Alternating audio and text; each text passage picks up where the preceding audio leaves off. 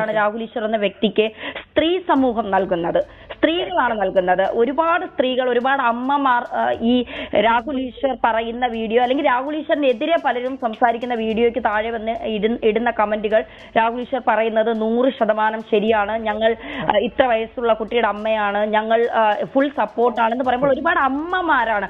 അപ്പോൾ സമൂഹത്തിൽ ഇപ്പോഴും നമ്മളൊക്കെ പറയുന്നത് നമ്മൾ വസ്ത്രം ധരിക്കുന്നത് ഇങ്ങനെ ആവണം, അല്ലെങ്കിൽ അത് നമ്മുടെ ഇഷ്ടമാണ്, നമ്മൾ എന്ത് ചെയ്യണം ഏത് ചെയ്യണം, പക്ഷെ അങ്ങനെ അല്ല എന്നൊരു സമൂഹം പറയുന്നുണ്ടല്ലേ?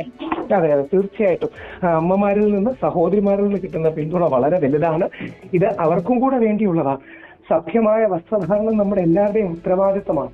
അത് കുടുംബ മൂല്യങ്ങൾ സംരക്ഷിക്കാൻ, നമ്മുടെ സംസ്കാരം സംരക്ഷിക്കാൻ, ധാർമ്മികത സംരക്ഷിക്കാനുള്ളതാണ്. അതുകൊണ്ട് ഒരു വിശാല അർത്ഥത്തിൽ സംസ്കാരത്തിന് വേണ്ടിയുള്ള പോരാട്ടമാണ്, ധാർമ്മികതയ്ക്ക് വേണ്ടിയുള്ള പോരാട്ടമാണ്. ഇനി എന്താണ് മുന്നോട്ട് ഇതുമായി അതിശക്തമായി ഈ കേസ് ഹൈക്കോടതിയിൽ നേരിടും. ഇതുമായി ബന്ധപ്പെട്ട് ഇനി അറസ്റ്റ് അങ്ങനെ ഏതെങ്കിലും തരത്തിലുള്ള അറസ്റ്റ് ഉണ്ടെങ്കിലും അറസ്റ്റ് ചെയ്തിട്ട് തിരിച്ചു വന്നിട്ട് വിമർശനം തുടരും. ഇതേ രീതിയിൽ തന്നെ മുന്നോട്ട് പോകും അതിശക്തമായി. ഈ വിമർശിക്കാൻ സ്ത്രീകൾ ഇടുന്ന വസ്ത്രധാരണം അവരുടെ ഇഷ്ടത്തിനാണ്, അതിൽ വിമർശിക്കാൻ രാഹുൽ ഈശ്വറിന് എന്താണ് യോഗ്യത, എന്താണ് അധികാരം എന്ന് സോഷ്യൽ ഓഡിറ്റിന് എല്ലാ വ്യക്തികൾക്കും റൈറ്റ് ഉണ്ട് എന്ന തിരിച്ചറിവാണ്. അത് പക്ഷേ ബഹുമാന പുരസ്സരമായിരിക്കണം, അധിക്ഷേപമായിരിക്കരുത്. ഹണി റോസിന് വസ്ത്രധാരണ സ്വാതന്ത്ര്യം ഉള്ളതുപോലെ രാഹുൽ ഈശ്വറിന് വിമർശന സ്വാതന്ത്ര്യവും ഉണ്ട് എന്ന് നമ്മൾ മറക്കരുത്.